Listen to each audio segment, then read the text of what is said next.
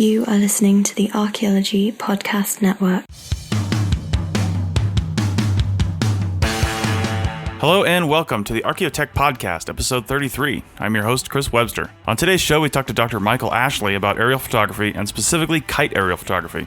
We imaged a portion of a Japanese relocation center in Colorado last week and wanted to let you know how we did it and what we used. Let's get to it. All right, welcome to the show, everyone. So we had a little bit of actually several scheduling snafus on this show, and we're actually recording this on the day before it launches. So if you're hearing this on Monday, June 27th, we recorded this less than 24 hours before that, if you're listening to it that day. Usually we have about a week and a half lead time, but because of that, Chris can't be with us today, Chris Sims.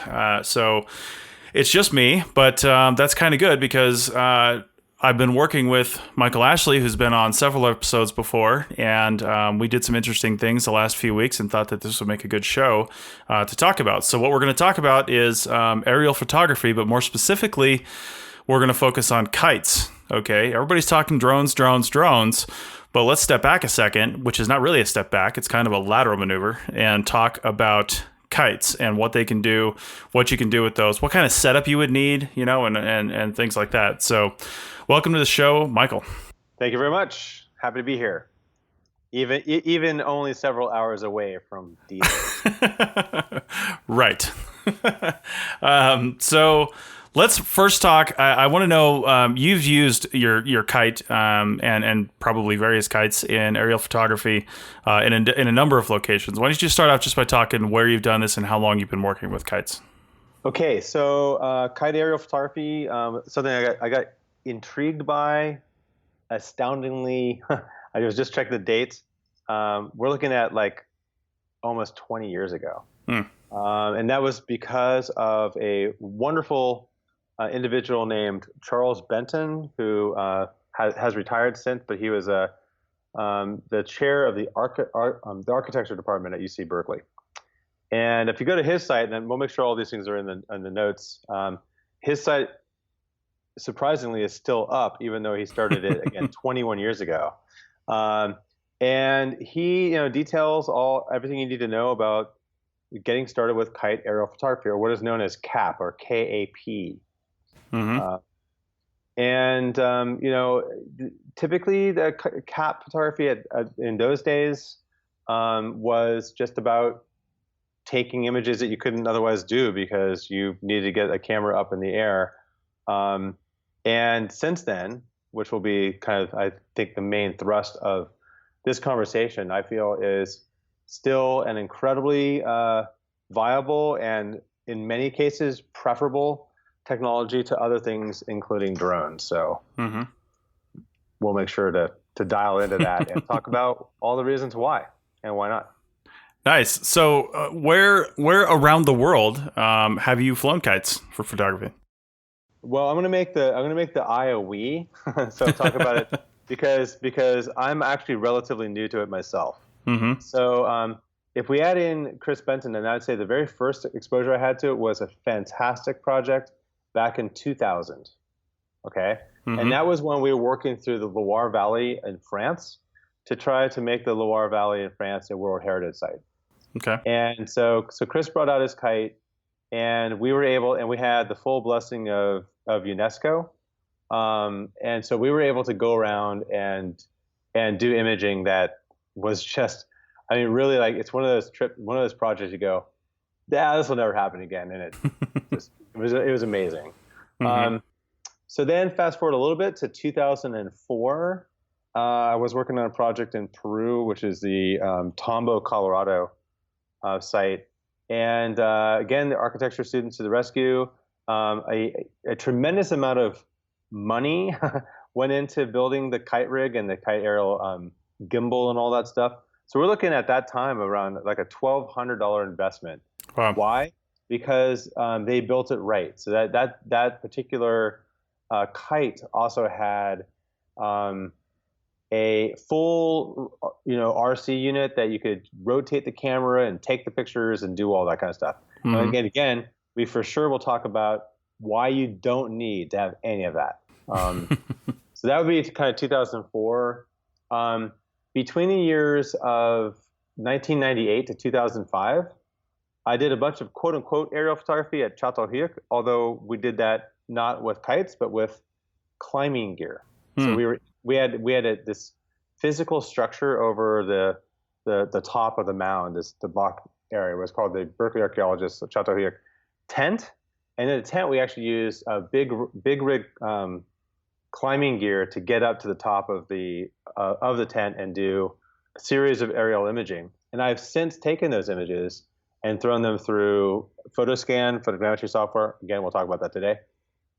And have reconstituted those images taken on relatively low resolution digital images and gotten just spectacular kind of orthophotos and 3D data out of them.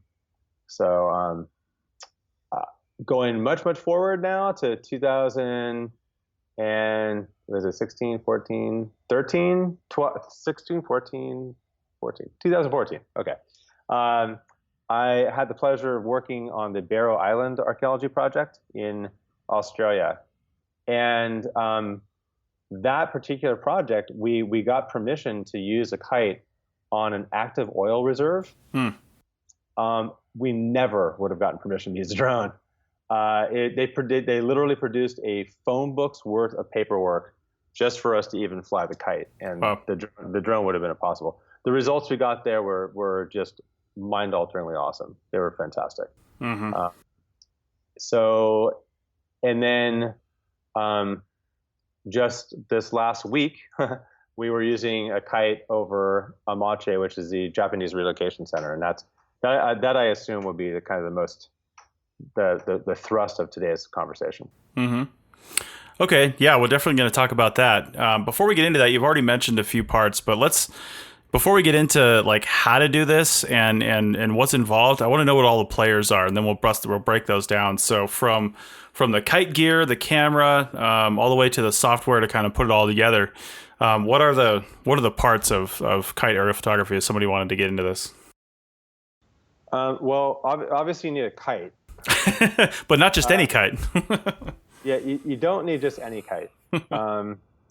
You need a kite that is basically an imaging platform. And so I'll give a quick shout out to something called the CAP Shop, KAPSHOP.com. That's the British version, and then there's a version. There's these other guys in Washington State. So again, we'll add this to the show notes.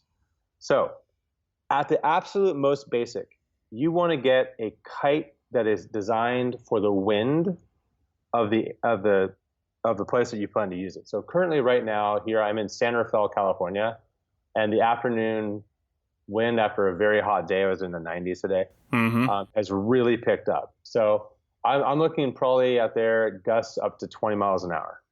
Yeah. So that's a lot of wind. But you can also get a kite that can be used.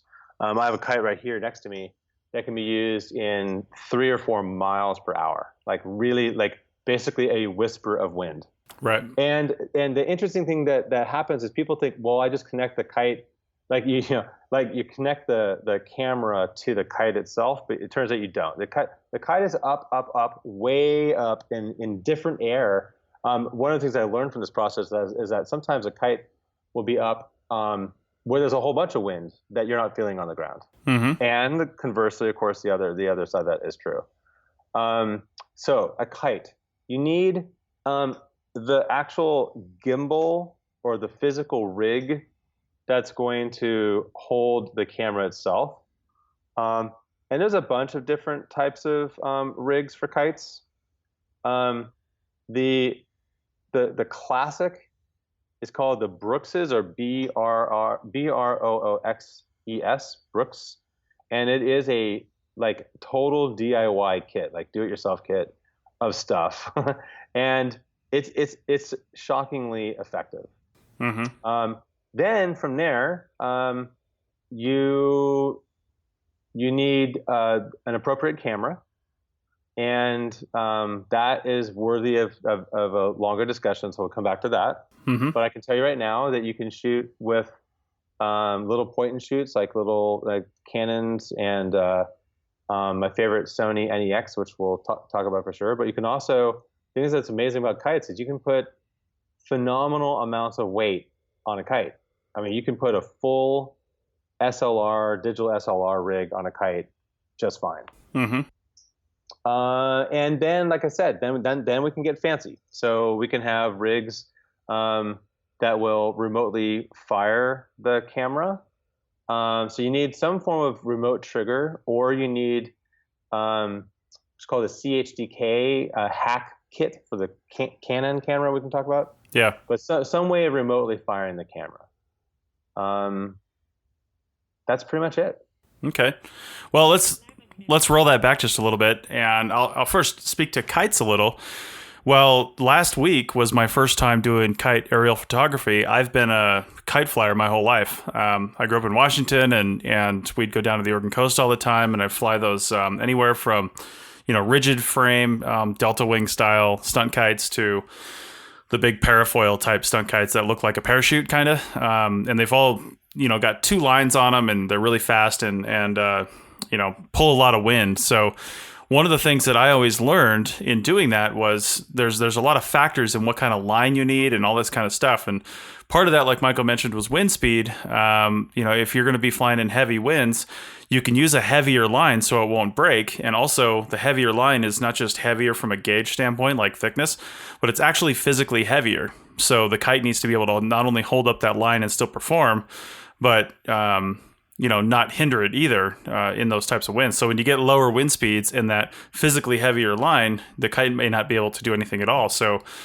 those are kinds of things you need to consider with this kite aerial photography too, because one of the things I noticed with Michael's rig is, well, first off, the kite's enormous. It's got to be, 8 feet tall by probably 6-7 feet wide or something like that. It's a big, huge rectangle. And it's designed for stability. Unlike the ones that I fly, where, they're for stunts, this is designed to go up there and be amazingly rigid and just sit there in the wind and hang out and hold the line. And the line that he's got for that is just super thick, which also probably helps with the stability factor as well. It probably keeps the kite a little bit stable.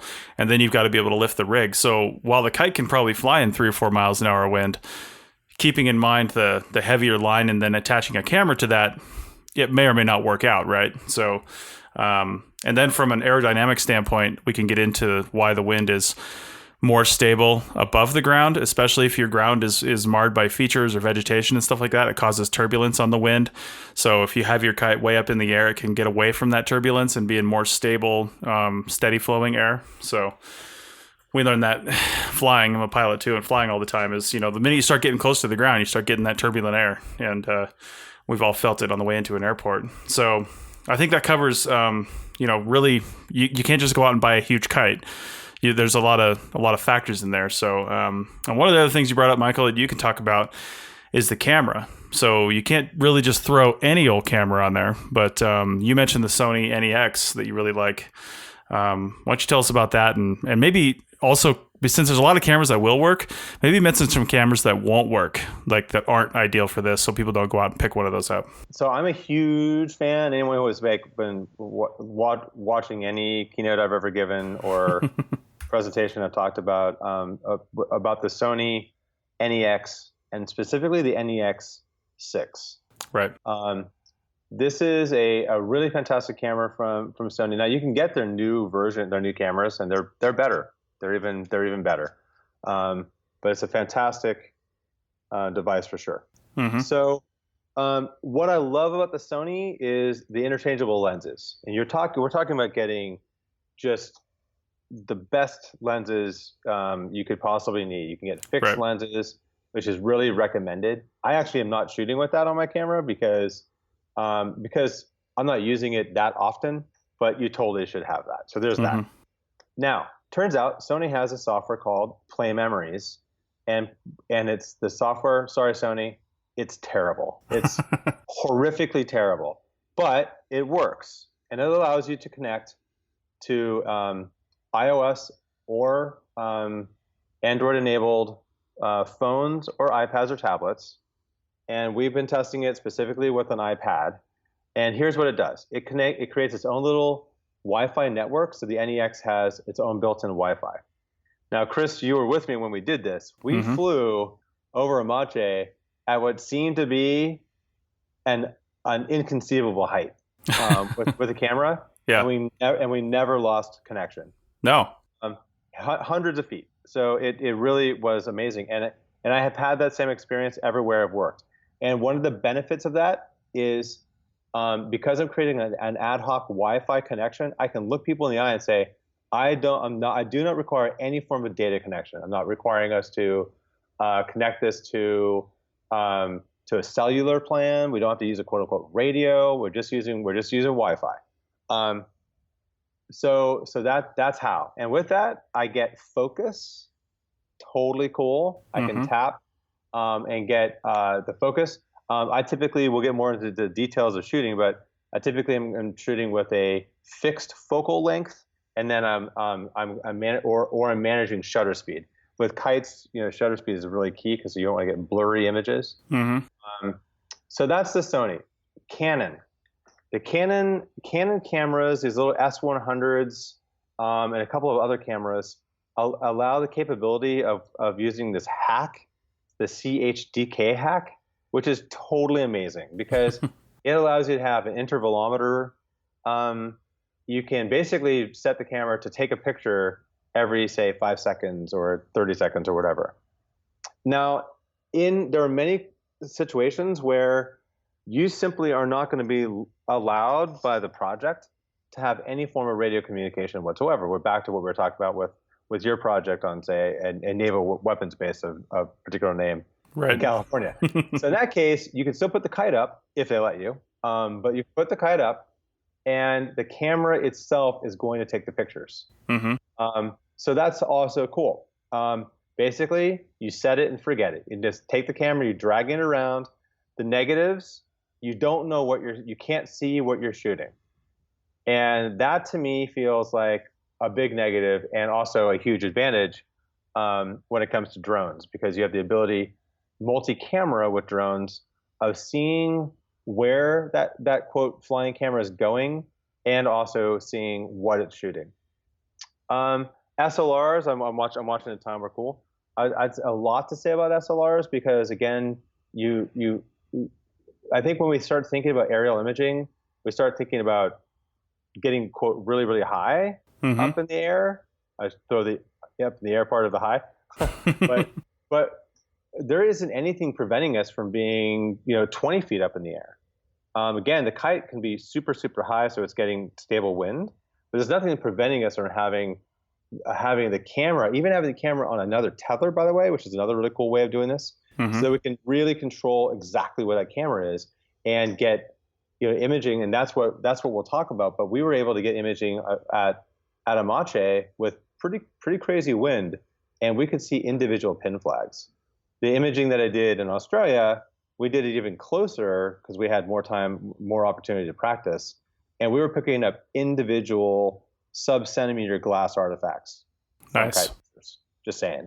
So very, very cool things. Okay. Well, when we come back from the break, we're going to get into a little bit, before we get to the post-processing, we're going to get into a little bit of the procedure of it. You've got your kite up in the air. You've got your camera on it. Now what do you do? How do you proceed from there? And then we'll get into what you do with those images after you get done. And we'll bring drones into a little bit right at the end. Back in a second. All these things we make no apology are the study of archaeology, but we don't do dinosaurs.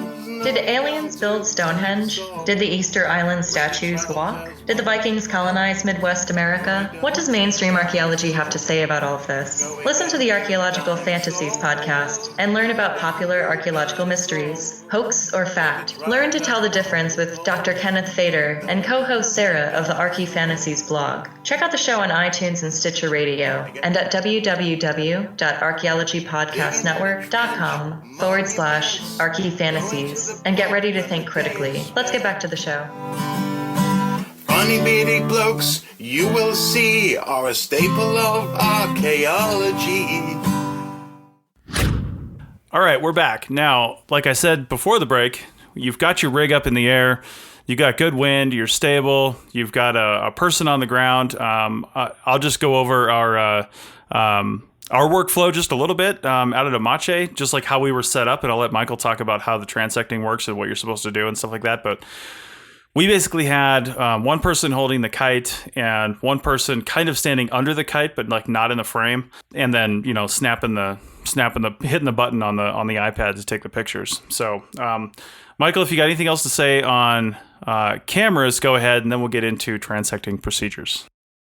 Yeah, right. I just wanted to say a couple more words about what cameras to use and not use. And this definitely applies to drone imaging too. Mm-hmm. So if you're interested in just having your kite or your drone basically be the world's tallest selfie, then by all means, get a GoPro. Mm-hmm. I mean, so I think GoPros are fantastic. They're an amazing piece of technology for the purposes of what they're built for, which is video. But if you're interested in actually doing quote unquote scientific imaging or photogrammetry, leave it at home or use it as a second camera. So you really like everyone I talk to that is trying to do photogrammetry the quote unquote right way scientifically, it's like, you know, you may as well just be stabbing them with an ice pick in the eyes because they're like, this is the worst thing ever. Right. So with all due respect to cameras, you want to get a camera that can shoot camera raw. That's absolutely essential. Yeah. That should be a drinking game. And you really want to be able to control the optics of it. Again, beautiful thing with the Sony, you can interchange that lens to get a wide angle lens that you have complete control over. So enough said, but that's kind of a really important point. Okay. So should we get into the kind of imaging sequence? Take me just a couple to kind of roll through that. Yeah, exactly. And the setup too. Like ideally how many people would you have out there for this, and how would you run the transects and things like that? Okay. So I'm going to kind of talk about it backwards because I'm going to talk about it from the result that we're trying to get. Okay. And then we'll talk about all the moving parts. So if you're just interested in getting site overviews, you're not trying to do photogrammetry or generate orthophotos, you don't need anything. You just get the camera up there and take some pictures and you're good to go. Mm-hmm. But I don't think that that's the interesting thing in an Archaeotech podcast. So our result, what we were able to do by taking a series of pictures, 136 pictures actually, is we were able to generate a single orthophoto, 512 megabyte TIFF file as an ortho TIFF that we were able to drop into PDF maps by Avenza on an iPad. That was with very little correction. I mean, like we did the absolute least we could get away with, and we were still down to 18 centimeters. We could totally have corrected that set of imaging down to probably 2 or 3 centimeters. Nice. And that's not a joke, okay? And how is that done? So you need physical objects in your scene that you can geolocate. So the first thing that should be obvious is that the quote unquote bundle adjustment of all of the things that are in your scene that have GPS points, that's how precise your overall pin cushion, because it's basically what you're doing is you're producing an image that you're pin cushioning to the earth. Mm-hmm. And it's an orthophoto, so it's going to be quote flattened down to a plane. But if you want that thing to actually like be able to drop that into Google Earth or a map or ArcGIS, at least 3 points. More is better. So physical control on the ground. So how is that done? Garbage can lids or Tupperware lids, anything that you can pin down with some, what are those things called? Chaining pins. Chaining pins. Yeah. Pin those suckers down. Big, huge X's. We put X's with tape, and then the grasshoppers ate all of the tape, which is a whole nother story, which is a lot of fun. But basically, bright colors, things that are easy to see. For most imaging, including drones, I'd say, less than a meter, but, let's say 2 feet wide is probably a good size. Mm-hmm. And so you're distributing those across the landscape, obviously. Distribute them across the landscape in such a way that they're not covering or obscuring interesting features. Second, people. Let me stop you there real quick, because somebody's going to ask this. What if my camera has GPS? Okay, so the camera will have GPS, but that's also how things work with drones. Mm-hmm. but we could get into a 75-hour conversation about this, but I'll do my best not to. So think about a couple of things. First of all, it's the same exact thing as if I have a GPS in my camera and I'm on the ground. So that's an easy one. So I have a GPS in my camera, and let's say it's accurate to the nearest micron, okay? Right. But when I take a picture, what is the GPS recording? Good point. It's recording where the camera is.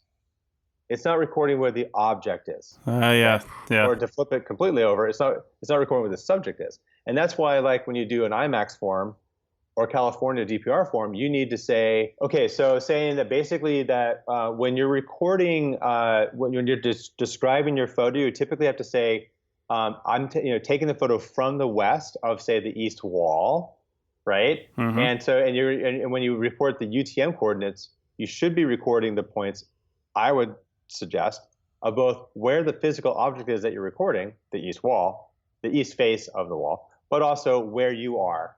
Now, here's the cool thing. Go ahead and use that GPS in the camera that's up in space, so up on your kite or drone. But also have what's called ground control at the same time. The ground control is still the winner. I think all the common sense in the world isn't that just easy to understand? Yeah. Like, this is the object on the ground. This is the physical place where we stuck our datum. So you have that ground control, and then we get the triangulation benefit. Okay. Plus the reality is the camera is not going to have a sub-meter GPS on it, and you can take those ground control points with your Trimble or something else, or a total station if you have one out there or something like that, and then that accuracy of your ground control points is going to enhance the accuracy of your image, I would imagine, right? Yeah, well, you're absolutely right. So if we take the images with the onboard GPS, which is what you're going to do, say, with your drone imaging, you still have a pin cushion in space that has to be related to the ground, and the software will suffer and try its best to figure that out for you, but I wouldn't trust it. So bottom line is you still need to have that ground control, and if I have the ground control, then we're in really great shape. Okay. There's a whole nother chapter for this about leveraging ground control specifically, and how it actually can make your models worse. So it is all, but in this case, when we're a couple 100 feet off the ground with a camera, then and we have we've used a Trimble to shoot in our points, and we have gone ahead and done our corrections, and we brought that into kind of centimeter, as in many centimeters, but less than meter precision. You're fine. Okay. And we proved that with what we did. We just got a spectacular result. Okay. Okay. People. So it turns out if you're doing this for the purposes of photogrammetry, of generating an ortho photo that we're going to drop either into ArcGIS or use for drawing or use it for location, sketch maps, whatever you want to use it for, or DEMs, digital elevation models, or all the other cool stuff you can do with this imaging. The physical person on the ground that is like my spotter is the actual photographer. The kite person is not the photographer. That doesn't make them any less important. They have a really important job. You need one person who's only dedicated to the kite. These kites are not toys. If you go in the cap store, it's going to tell you over and over how these things are not toys. I mean, the kite I was using in Australia physically lifted me. I weigh about 180 pounds. Physically lifted me off the ground and dragged me 12 feet. Nice. In space, because the winds are gusting to about 70 miles an hour. Right. So it's not a joke. The second person, the camera person, is going to be actually looking through the iPad in this case and taking the pictures. Third person is a dream. That third person is actually going to be providing the visual triangulation, looking at the position of the kite, planning the transect, making sure that the photographer, in this case, who's very obsessed looking at the iPad, doesn't, fall into a hole, get eaten by a snake, et cetera, et cetera. So I just want to reiterate that point, though, and our imaging proved it. Because that person is moving in the landscape, Photoscan is going to ignore that person They might appear as a ghost in an image or not, but it's very highly unlikely that they will. Okay. Because it's going to take the bundle of all of the pictures and try to find the stuff that isn't moving, and it's going to throw away those pixels of that person moving. So in an imaging I'm looking at where it was Chris that I was actually the photographer, and I was managing the kite. Mm-hmm. You don't appear anywhere except in the kind of the selfie series we did at the edge. Right. But you're fine. So that's it. So 3 people ideally. The camera, the remote trigger, the kite, and then ground control again, all shot in with GPS. Okay. Okay, now planning. It's not a joke. I don't care if you're doing drone or whatever you're doing. You really do need to kind of take this stuff seriously. My gear kit includes a climbing harness. Mm-hmm. I first learned how to fly this thing up in Victoria, British Columbia, at a place called Dallas Point, I think it is, Which is probably always windy. Or Dillon Point. I'll double check. I think it's Dillon Point. It might be Dallas. I'll double check. It's where kiteboarders are. It's always windy. Yeah. And the day that I was trying to learn, I didn't have a camera on it. I physically couldn't get the kite down. I had it physically attached to me, and I was getting more and more tired. I was really starting to freak out actually. And what I did, and I have gloves. I have again, we'll make sure this is in the show notes. Physical, very very good sturdy leather gloves. I had a climbing harness, and then the pound test on my current rig is like 800-pound test. Mm-hmm. Okay, and the light pound test was 300-pound test. So the kite's up there, and what I did is I actually you have this big kind of round spool, this unbreakable spool, and I wrapped it, and then I physically attached it to a park bench, and then I walked out on the line, and it took me about an hour and a half, and I finally got the kite down. So big lessons learned with these things. So you want to plan the wind. You want to be, go check out your weather.com. Make sure. I actually have a wind gauge. I actually measure the wind in real time. All the usual stuff applies. The better, if you happen to have a kind of an overcast day, you'll probably get less wind, but you'll definitely get better imaging. Okay. I like to shoot at the beginning and end of days. The quote unquote raking light produces lower contrast, despite what you might think, lower contrast imaging, and a better chance of actually seeing what's on the landscape. And we absolutely proved that with the imaging of Amache. And at the center of the day at noon, you're just going to deal with a very high glare situation.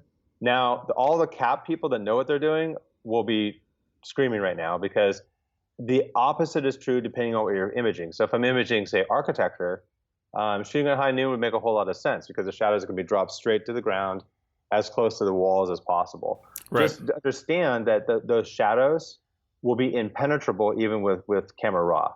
They will be 10, 20, 30 stops of light different from the rest of the light on the scene. Wow. So things like that are I think all kind of really important to pay attention to. What are you imaging? What's the intent and purpose of doing so? How much area do you need to try to cover? 80% overlap in every direction. You're basically creating a kind of a crisscross pattern. So you have no control over where the camera is on a kite. Mm-hmm. This is the big negative where drones kind of win, because that platform goes wherever the wind wants it to go. So you're going to do your very best to walk that transect, but in higher winds, that camera is just going to go all over hell and gone. And you're just going to keep trying. The person who's the photographer is doing their very best to make sure that there's adequate coverage, and your goal is 80% in both directions. So if the camera is really cruising around, which happens, I had it doing loop-de-loops in Australia, which was terrible. You just need to take a huge amount of pictures to kind of get the coverage. Okay. All right. Well, you mentioned them once already. What do you think we've talked about really what kites can do. What do you think from what you've heard and some experience, what drones can do that kites maybe can't? Where do those excel? Okay. So if you can fly a drone, yeah, which we can talk more about too. Because there's also wind to factor in there and regulations. Yeah. Wind and regulations and the usual stuff. Yeah. But setting all that aside, all factors equal, the drone is going to be able to do something that's actually kind of magical, which is you can plan the flight.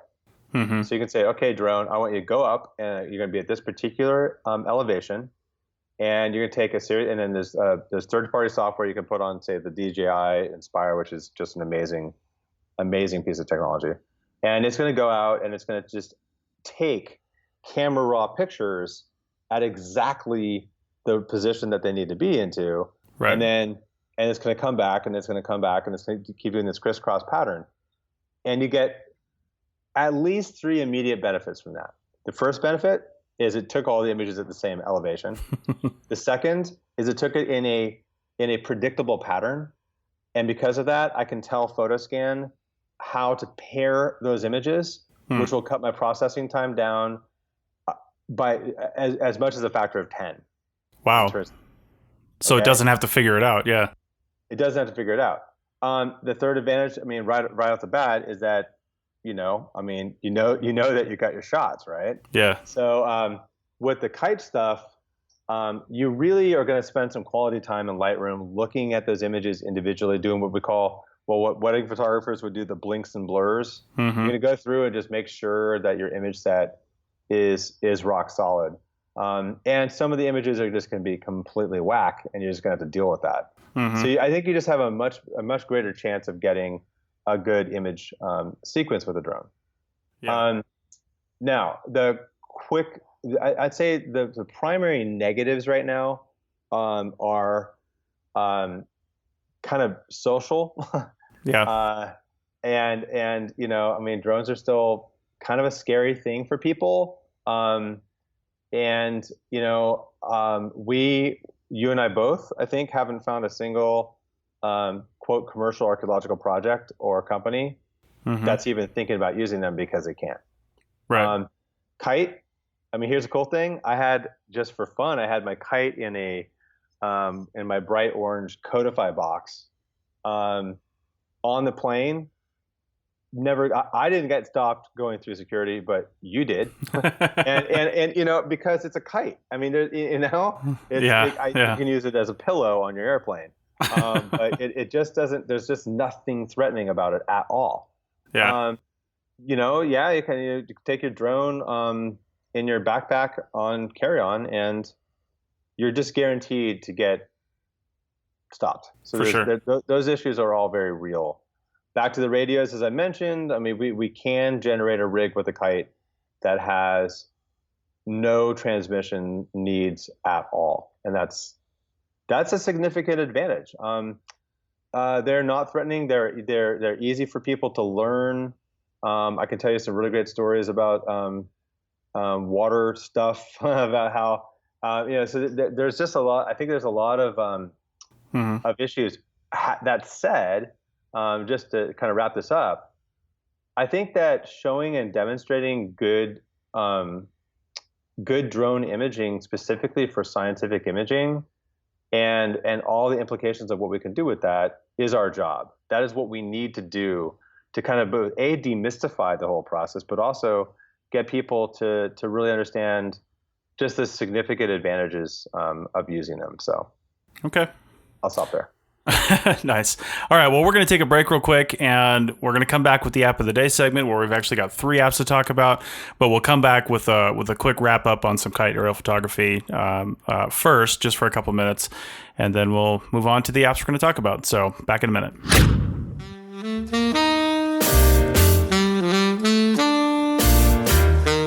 Telling a different story to the traditional lines of archaeology, the Anarchaeologist podcast seeks the stories and ideas that are often overlooked or not considered real archaeology. Video games, anarchism, and archaeology in the middle of hostile areas. Host Tristan doesn't search under the rocks. he destroys them. Available on iTunes every fortnight.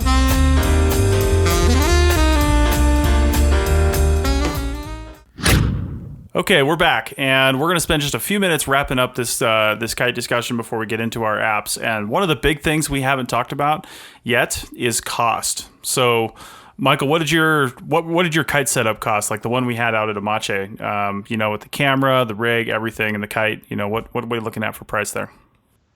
Yeah. So again, and we'll have the show notes. The site is Brooks's, Brooxes.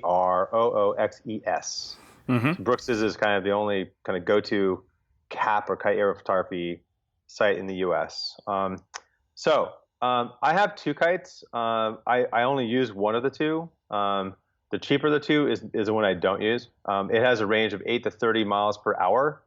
But when you have it up towards that 30 mile per hour range or anything above 18 miles an hour, mm-hmm. It gets really scary. Right. $156. Not bad. The cap, which is the mother of all, the cap foil, which is this German-based thing. This is literally they call this a platform.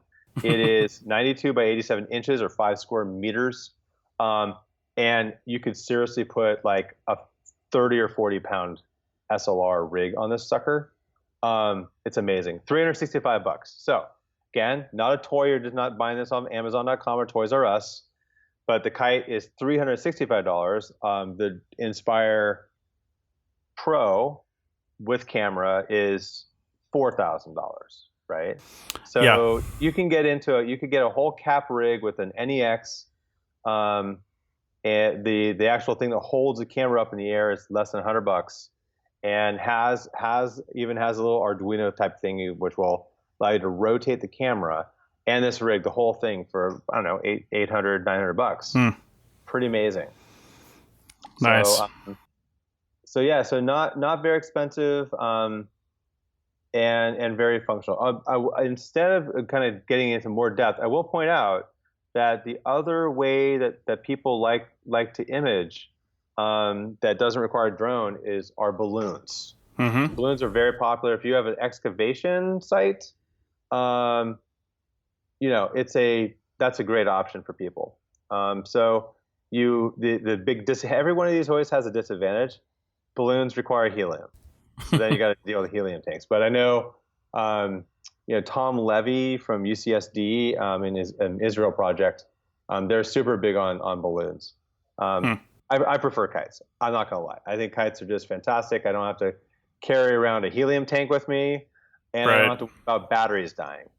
Okay, I can fly forever. That my little Sony NEX. What I wanted to mention, just as a quick segue, when we were imaging in Australia, we actually walked along the coastline, and as we were walking along, this is a pristine coastline, kind of Galapagos Island level of pristine. That required some pretty interesting licensing to be there. But we were seeing individual shark in the water. Jeez. We were seeing individual eggs from the sea turtles that were doing their whole sea turtle thing. Absolutely mind-alteringly awesome imaging. Mm-hmm. And I'll make sure we put one of those images up on the site too. I have one apparition to use. So it's an amazing thing. And again, with the iPad and the NEX, the NEX batteries, you can buy those for like $10 on Amazon. Yeah. You can always pull it down and swap out the battery. You pretty much can be going all day long without ever worrying. And that's another kind of, I'd say, core advantage of kite versus drone is that 15 minutes of flight time is actually really stressful. If you don't have everything dialed in, you're taking it down. You're done flying in 15 minutes. And here you kind of ponder. You just kind of hang out, kind of be a bit more zen about the whole thing. Yeah, and also with the drone, you bought that. We bought the DJI Pro and Inspire Pro, and having some issues with it from the factory right now. But we did get it up in the air. We did get to use it a little bit. But just looking at the flight times, you might be able to get 20 minutes out of this thing, but The one thing I'll say is I think in that 20 minutes, if you plan out your drone flight right, because it can go faster and it's got a really high quality camera on it, you can take a lot of images in that 20 minutes. You can get a lot done. Now, that's going to also depend on the size of your SD card in the camera, but which you might actually have to land and change if you're taking, a ton of images. But when that battery's done, you pull that battery out, slap a new one in. We've got 2 batteries, and then you can go again. So you're looking at 40 minutes of imaging time, but then you're looking at a turnaround time on each one of those batteries of an hour and a half to 2 hours, depending on how you're charging them. So maybe that'll work out if you're just shooting in the morning, in the evening, and you can shoot a lot in one pass. You've got your workflow dialed in, but that's something to consider. The Kite can go all day long and shoot. I mean, it can go all morning long, and if you want to wait till the evening to get better light, it can go all evening long and just not stop. So they both have their advantages and disadvantages. The Kite, there were a day or two when we couldn't fly the Kite out there to Mache because there was no wind. But then there was the issues of heat as well. Midday would have been a really tough time to fly that drone because those LiPo batteries are very sensitive and could have easily overheated. So, pluses and minuses basically. You gotta use what works for you. Well, in 20 seconds or less, I'll say one of the things we actually did. I'm just remembering this now. On the Australia project is we actually just left the Kite up in the air, tethered it off, and then we were cruising. I mean, they were really cranking in this kind of 40 by 40 meter area, and we were able to go in and clear off an excavation unit, so an arbitrary level of say 20 centimeters, and then go back into just throw the Kite back up and go take another series of images. And, it was just available. Yeah. The wind was never an issue there. So that was pretty sweet, I got to say. And it allowed us to basically do, as I mentioned, this, precision of getting, single, glass artifacts that are less than a centimeter and produce kind of these layered orthophoto imaging. It was great.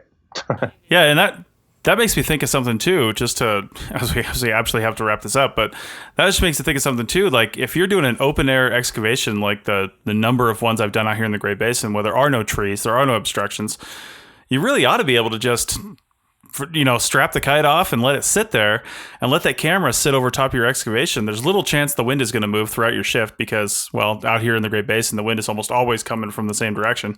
And just let it sit up there. And then you could take all your units down or something like that or whenever, and then just go up and snap a few more photos and then take some more units down, snap a few more photos without ever having to put the Kite up, take the Kite down, put the Kite up, take the Kite down. Just strap it off and let it sit there. Let it fly. It'll fly all day long. So that's one point in the Kite's favor because the drone, it does take a little bit of setup. You got to pull it out, make sure it didn't heat up while it was sitting in the sun, and then, fly it, take your pictures while also, unless you go high enough, the drone's propellers are going to be blowing dust all over the place. So there's that too. But yeah, so they both have their pluses and minuses for sure. So, well, we're going to work on, some more resources for the APN, that involves some longer discussions of stuff like this.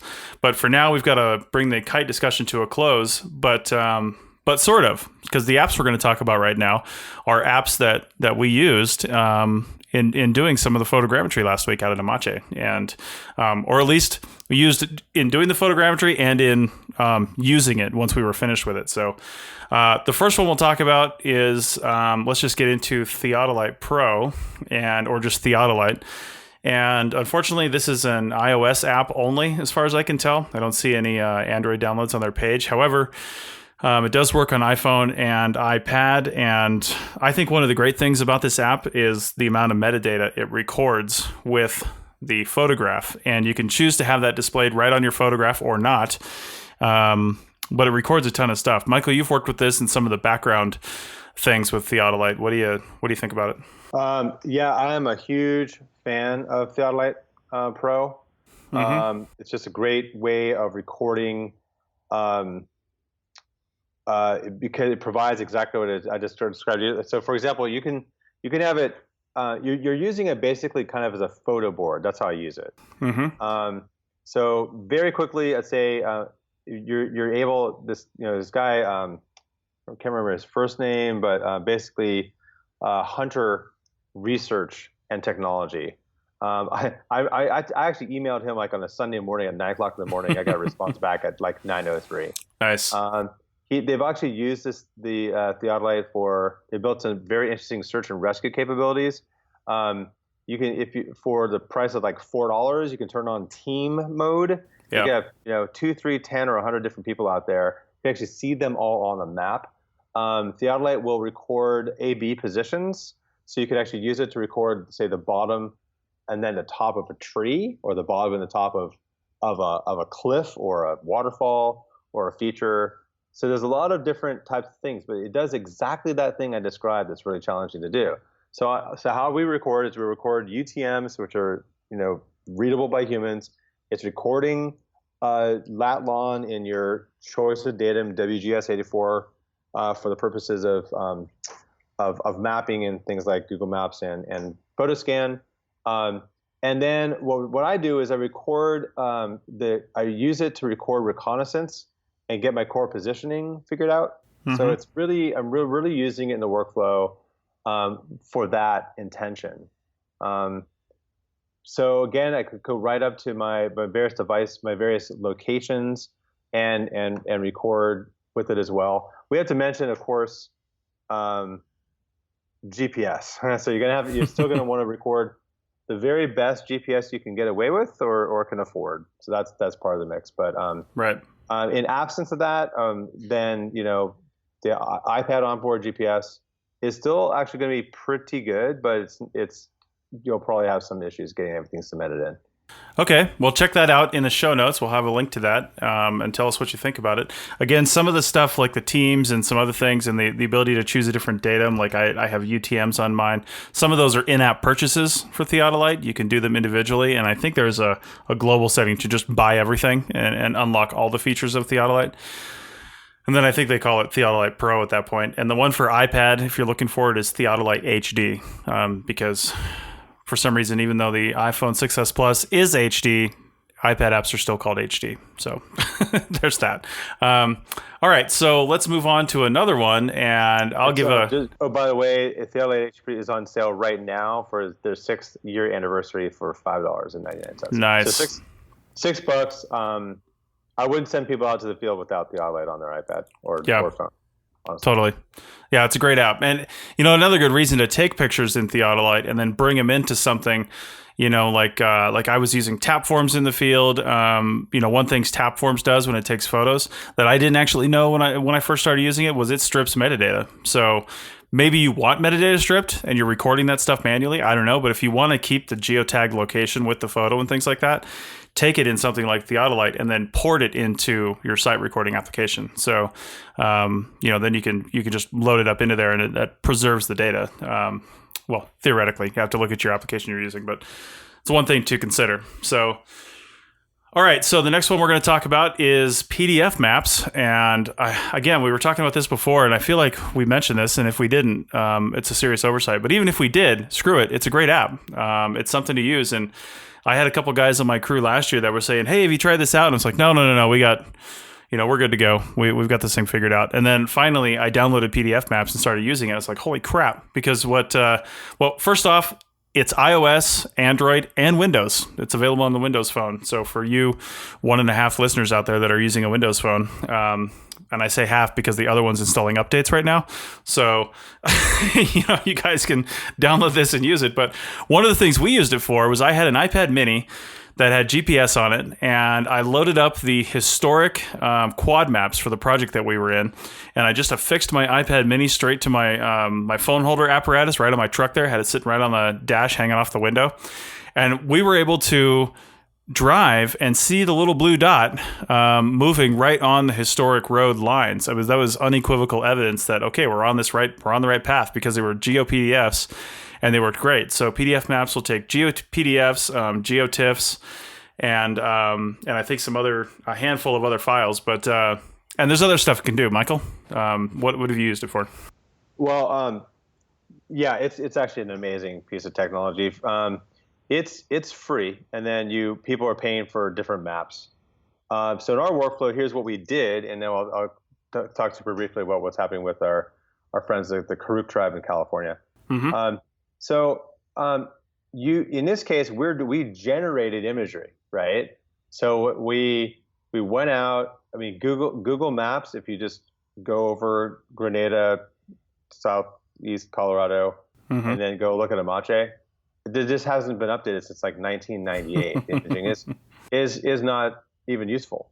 Right. So you can use PDF maps and put in your quad map, which is more useful, but the resolution is still very limited because the actual physical features of Amache have never been mapped in by anybody. That's what they're doing. You know what I mean? So, topo maps are topo maps. They're not really useful for a lot of archaeological features that we are interested in. In this case, we took the imaging. A very good Trimble device nailed the 3 points to pin this 512 megabyte TIFF file, which I'm looking at right now inside of PDF maps. And then we physically walked out and tried to look for artifacts and the orange case. And it's actually kind of mind altering because you're watching your little dot of where you are as we're getting closer and closer to these things. And it was spot on. It was absolutely incredible. And the resolution, as I mentioned, is so good that we can see individual pin flags. Totally cool. The other workflow I'll just mention briefly is you could also just take any imaging, any maps that you generate out of ArcGIS and just spit out a geo-referenced PDF file. So what the Karuk tribe is doing is they're using this for LiDAR imaging. They had some LiDAR drone imaging that's absolutely fantastic in this heavily canopied area. And then they're able to use the PDF maps and go out and do really amazing surveys.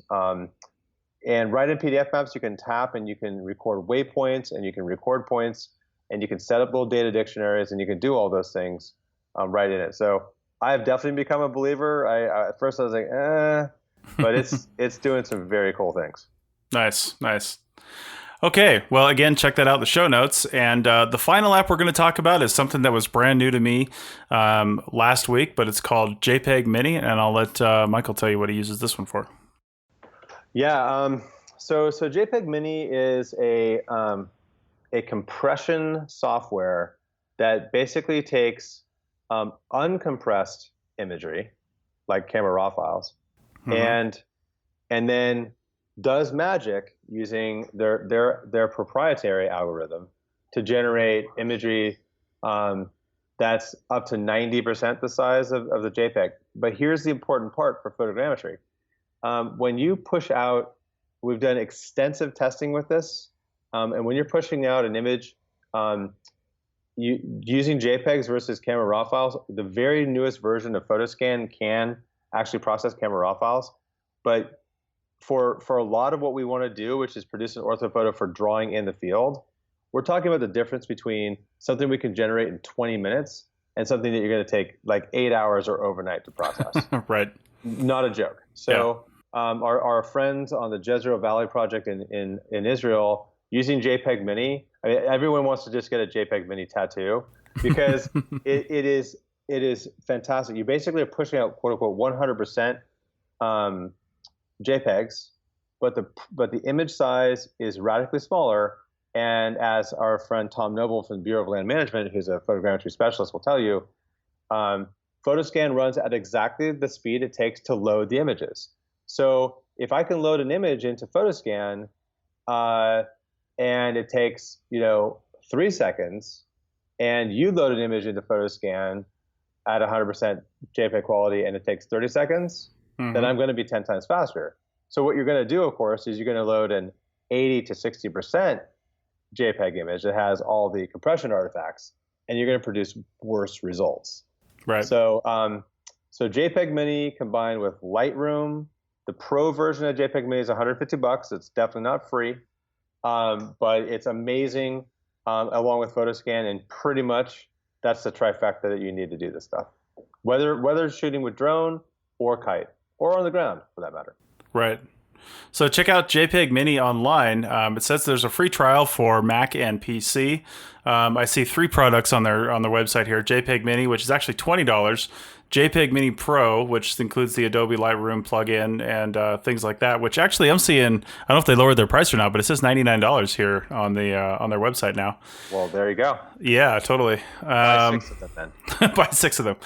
And then there's JPEG Mini Server for those people who are absolutely crazy, and that's got the kind of pricing where you have to contact them. Here we go, $200 a month, up to 50 megabytes, all that stuff. So if you're totally crazy and serious about doing this, and you're doing it a lot, you might want to consider that. But otherwise, yeah, at least try the free trials of the other one and see how they work out for you. So. All right, well, check out all the show notes. We're going to have Michael put together a gear kit, like a checklist for stuff that you need for kite aerial photography. We'll have the links that we mentioned, and we'll have the links to the apps that we mentioned, all in the show notes at www.archaeologypodcastnetwork.com/archaeotech/33. And if you use any of this stuff, or you have some other workflows that you want to mention, put those in the show. Put those in the comments for the show on the website, or on Facebook or Twitter, or wherever you happen to see this episode. And or feel free to send us an email. So, all right, that's it. Thanks a lot, Michael. My pleasure. And we'll see you guys next time. Thanks.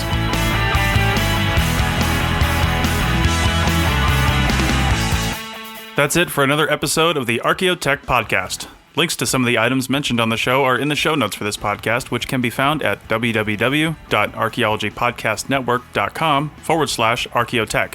If you like the show and want to comment, please do. You can leave comments about this or any other episode on the website or on the iTunes page for this episode. You can also email us at chris@archaeologypodcastnetwork.com or use the contact form on the podcast webpage. If you'd like us to answer a question on a future episode, email us. Use the contact form on the website or tweet your questions with the hashtag Archaeotech or tag @ArcPodNet in your tweet. Please share the link to this show wherever you saw it. If you'd like to subscribe to this podcast, you can do so on iTunes or on Stitcher Radio. You can also type the name of the podcast into your favorite podcasting app and subscribe that way. Don't forget to go over to iTunes and leave a review of the show. It helps us get noticed so more people can find our podcast and benefit from the content. Also, send us show suggestions and interview suggestions. We want this to be a resource for field technicians everywhere, and we want to know what you want to know about. This show is produced by Chris Webster and Tristan Boyle, and was edited by Chris Webster. This has been a presentation of the Archaeology Podcast Network. Visit us on the web for show notes and other podcasts at www.archaeologypodcastnetwork.com. Contact us at chris@archaeologypodcastnetwork.com. Thanks again for listening to this episode and for supporting the Archaeology Podcast Network. If you want these shows to keep going, consider becoming a member for just $7.99 US a month. That's cheaper than a venti quad eggnog latte. Go to arcpodnet.com/members for more info.